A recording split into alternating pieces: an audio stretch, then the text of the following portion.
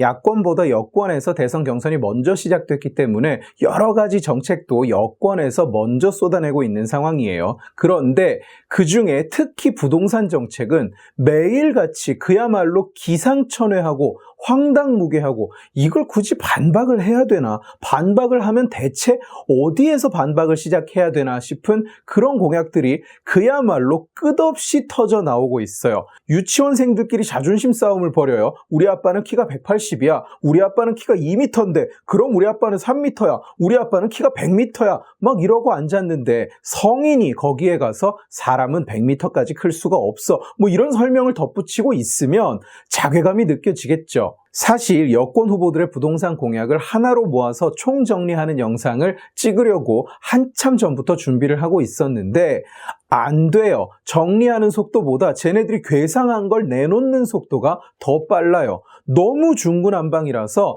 한 영상으로 합치면 말하는 저나 보시는 여러분들도 다 정신이 없을 거예요. 그래서 그냥 사람별로 정책별로 따로 이야기하는 게 낫겠다는 결론을 내렸습니다. 특히 이낙연과 이재명은 부동산 황당 공약으로는 우열을 가리기 힘든 접전을 펼치고 있습니다. 서로 누가 더 극단적이고 누가 더 현실성 없는 이야기를 하는가 내기를 하는 것 같아요. 이긴 사람이 대령통 후보를 하자고.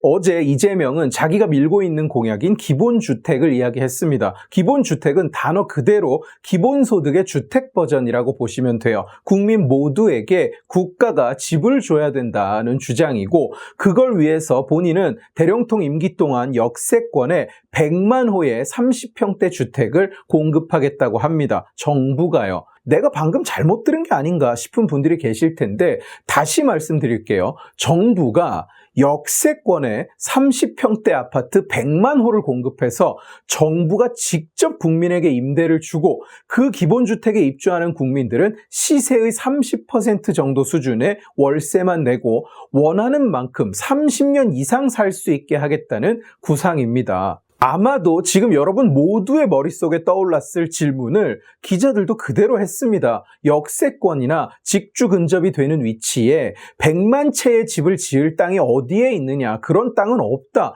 대체 어디에 짓겠다는 거냐? 그 100만 채를. 이재명의 답변이 가관이에요. 장소를 특정할 수 없고 해서도 안 될 일. 그러니까 계획은 없고 그냥 아무렇게나 해본 말이라는 뜻이죠.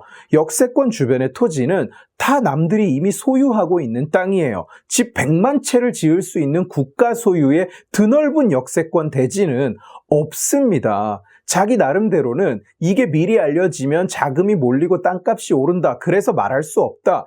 이런 식으로 자기 주장의 비현실성을 대충 뭉개면서 빠져나가려고 한 것 같은데 말이 안 돼요. 애초에 그런 땅이 많은데 후보 대상지가 어딘지 말할 수 없다는 것과 그런 땅이 원래 없는데 질문이 나오니까 특정을 할 수 없다 하면서 넘어가는 건 전혀 다른 얘기입니다.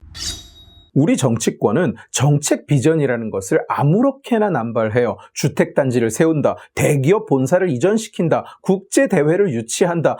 아무렇게나 떠들지만 질문 하나만 해도 무너져요. 방법론도 없고 현실성도 없고 뭘 해야 그걸 실현할 수 있는지도 모릅니다. 고민조차 해보지를 않아요. 그냥 더 큰 숫자를 불러서 뭔가 원대한 계획이 있다는 느낌적인 느낌만 주면 당선이 되니까요. 주택 공급 목표를 세우려면 일단 100만, 250만 이렇게 섹시한 숫자를 하나 적어놓고 나중에 차차 계획을 세우는 것이 아니라 어디에 무슨 돈으로 어떻게 언제 공급할지를 따져보고 나서야 그게 공급 목표가 되는 거죠. 그게 상식 아닌가요? 기업 조직에서 사업 목표를 세우는데 올해 1조 원 달성하겠습니다. 아니 뭘 팔아서 어떻게 1조 원을 달성할 건데 그건 차차 고민할 예정입니다. 이렇게 보고를 올린다고 생각해 보세요. 딱이나 안 맞으면 다행이죠. 그런데 이상하게 정치권에서는 그게 통용이 돼요. 그게 받아들여져요. 정신 있는 기자 몇 명이서 그걸 대체 어떻게 한다는 말입니까? 묻는 것 외에는 그 누구도 실현 가능성에 대해서는 관심이 없어요. 그러니까 이따위 대답이 튀어나오는 겁니다. 그건 말할 수 없습니다. 라고. 우리가 한번 질문을 하고 따져봅시다. 무슨 돈으로 그걸 하느냐 대체. 참고로 어떤 기자가 이미 물었어요. 무슨 돈으로 그걸 하냐고. 이재명 왈 현대적인 금융기법을 이용하면 가능하대요. 이재명 추산 이 집의 가치는 10억 원 정도 된답니다. 그걸 담보로 5억을 빌리겠대요. 그리고 임대료 시장의 30% 수준으로 책정돼서 월 60만 원만 받겠다는 그 임대료가 이자율을 넘으니까 그걸로 이자를 갚고 담보로 빌린 돈으로 집을 또 짓고 또 그걸 담보로 빌려서 또 건물을 짓고 하면 된다고 해요. 그래서 정부의 재원 부담이 없대요. 듣기에는 무슨 폰지 사기 같죠? 이재명의 주장을 거꾸로 뒤에서 앞으로 거슬러 올라가 보겠습니다. 우선 임대료로 이자를 부담할 수 있을까? 이재명의 기본주택이라는 것은 30평 정도를 기준으로 월 60만 원을 받는다고 합니다. 1년이면 720만 원이죠. 그러면 세금은 국가사업이니까 없다고 치고 10억짜리 아파트에서 연수익이 단돈 720만 원이 나오니까 수익률로 따지면 0.72%밖에 되지 않습니다. 100번 양보해서 한 채당 5억 대출을 받았으니까 나머지 5억은 없는 셈 치고 뺀다고 하더라도 임대료 수익은 1.44%밖에 되지 않아요. 경기도에서 경기도 지역개발채권이라고 발행하는 채권의 금리가 연 2% 수준, 자동차를 살 때 매입하는 공채가 1.5에서 2.5% 수준이고요. 현재 국고채 10년물이 2%가 좀 넘는 수준이니까 국채를 발행해서 이 거대한 금액을 메꾸거나 은행에서 국채 이자율로 대출을 받는 것이 가능하다고 치더라도 아니요. 이재명 말처럼 임대료 월세가 이자율을 넘지 않습니다. 심지어 이 수익률 0.72%라는 계산에는 건물에 대한 하드웨어적인 유지 보수 비용이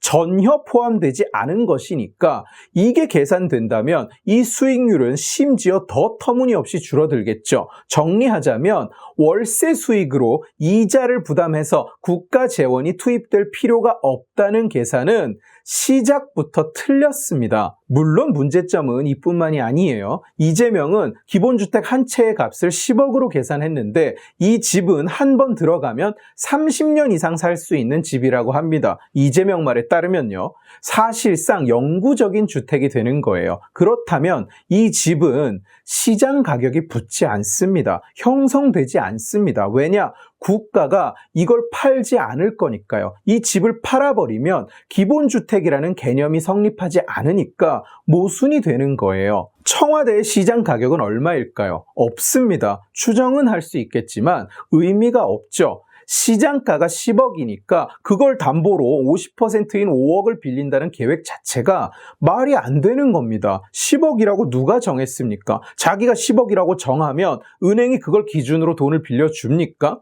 국가가 돈을 안 갚으면 은행이 기본주택 건물을 압류하고 세입자를 전부 쫓아내고 매각을 할 수 있습니까? 안 되죠. 그런 물건에 누가 한 채당 5억 원을 계속 빌려줍니까? 대한민국 가계대출 잔액이 1,000조 원이 조금 넘고요. 기업대출 잔액도 비슷하게 1,000조 원이 좀 넘는 수준이에요. 은행 예금 잔액은 가계, 기업 합쳐서 1,500조 원 정도 됩니다. 5억씩 100만 채만큼 돈을 빌리면 500조 원의 돈이 필요해요. 그러니까 이재명은 단 몇 년 만에 가계대출 잔액 총액의 절반, 예금 총액의 3분의 1에 이르는 돈을 국가가 땡겨서 집에 영원히 묶어두겠다는 얘기인 거죠. 시장 이자율도 안 되는 이자를 내면서 은행이 여기에 돈을 왜 빌려줍니까 대체? 이런 채권을 누가 삽니까 대체?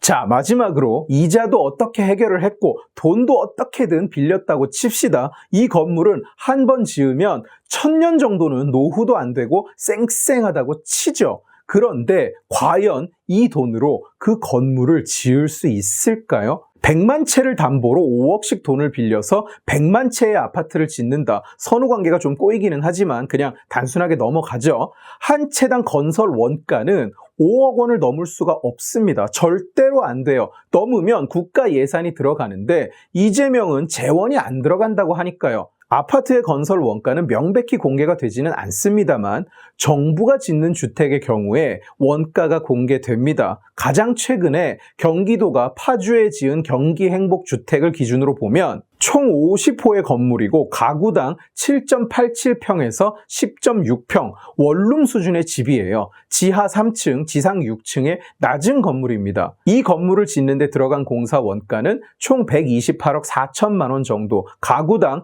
2.56원이 들었습니다. 층고도 훨씬 높고 넓이도 3배가 넘는 기본 주택을 과연 세대당 5억 원 안쪽으로 지을 수 있을까요? 가능할 수도 있을 것 같다? 아니죠. 이 건설 원가는 지대는 포함되지 않은 공사 원가입니다. 건물을 올리는데 쓴 돈이 저렇다는 얘기입니다. 그러면 아파트 100만 채를 지을 수 있는 역세권 대지를 사는 비용은 얼마나 들까요? 물론 계산조차 되지 않습니다만 제가 또 조사를 해봤습니다. 3호선 끝, 5호선 끝 같은 역세권은 역세권이지만 시내 역세권과는 좀 거리가 있는 먼 땅에 현재 매물로 나와 있는 땅을 사서 건폐율 100%, 용적률 1000%짜리 아파트를 지으면 땅값은 한 가구당 최소 1억 원이 추가됩니다. 그런데 건폐율 100%도 용적률 1000%도 비현실적인 가정이죠. 용적률 500%를 적용하면 가구당 2억,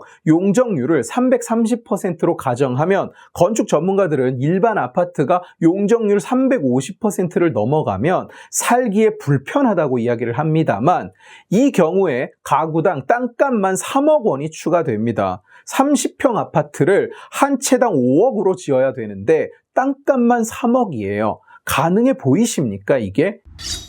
결국 정리하자면 이재명식 플랜으로는 기본주택 100만 채는 돈을 빌릴 수도 없고 돈을 빌려도 지을 수가 없고 돈을 빌리고 짓기까지 해도 유지가 안 됩니다. 그야말로 아무렇게나 그냥 던진 거라는 얘기예요. 이재명이 대령통이 되면 자기도 30년 동안 역세권의 30평 아파트에서 월세 60만 원만 내고 살 수 있을 것이라고 착각하는 독픽의 판타지를 위해서요. 우리는 대한민국은 선진국이라고 인식하고 살아요. 실제로 세계 어디를 가도 우리는 부자나라 대접을 받습니다. 시민의식도 아직은 아쉬운 점이 많습니다만 급속도로 세계 표준을 따라잡고 있어요. 그런데 우리 정치는 왜 이렇습니까? 선거 벽보 앞에서 고무신을 나눠주던 시절에서 변한 게 없어요. 아니, 변한 게 하나 있죠. 그때는 실제로 고무신을 줬습니다.